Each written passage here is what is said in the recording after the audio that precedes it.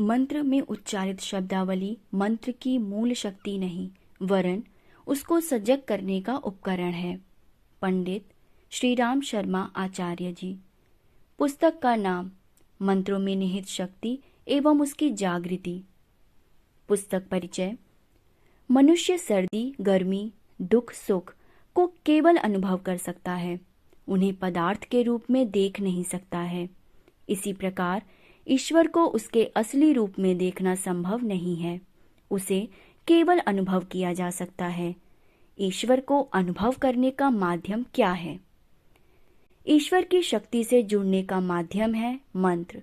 जिस प्रकार एक सोते हुए व्यक्ति को हाथों के माध्यम से जगाया जा सकता है, उसी प्रकार अंतरिक्ष में संव्याप्त अनगिनत चेतन शक्तियों के भंडार को मंत्रों के माध्यम से जागृत किया जा सकता है।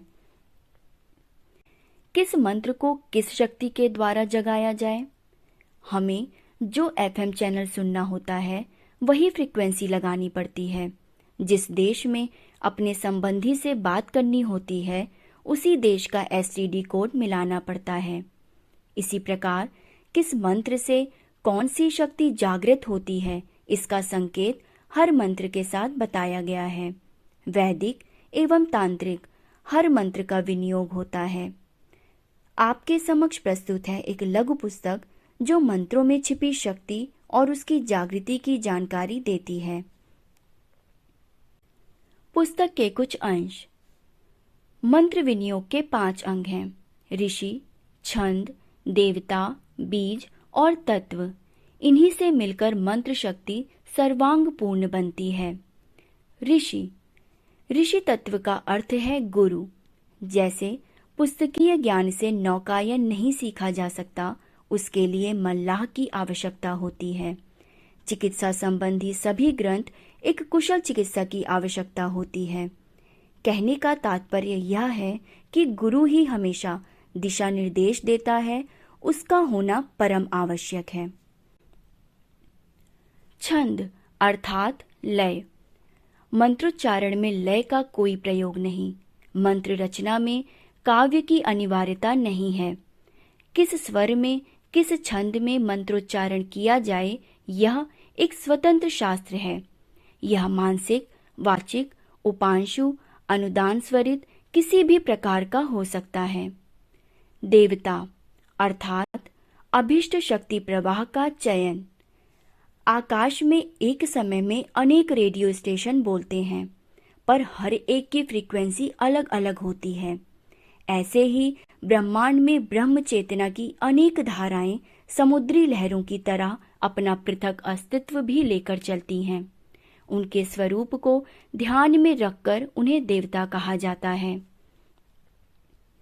बीज अर्थात दबी हुई क्षमता को जगाने के लिए ऊर्जा की आवश्यकता पड़ती है। यंत्र को चलाने के लिए ईंधन चाहिए। मंत्रों की सफलता इसी ऊर्जा उत्पादन पर निर्भर करती है।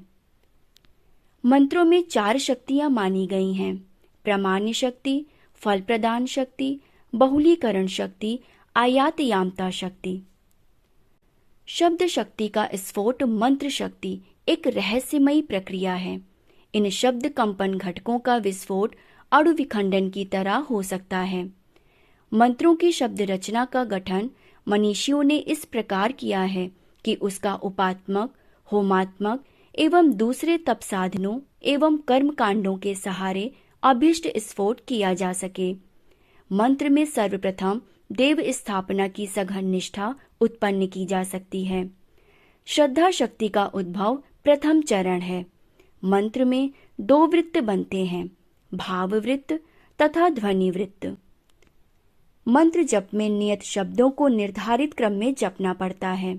उच्चारण से उत्पन्न ध्वनि इतनी प्रचंड होती है कि उसका स्फोट उच्चारणकर्ता को अपने घेरे में कस लेता है।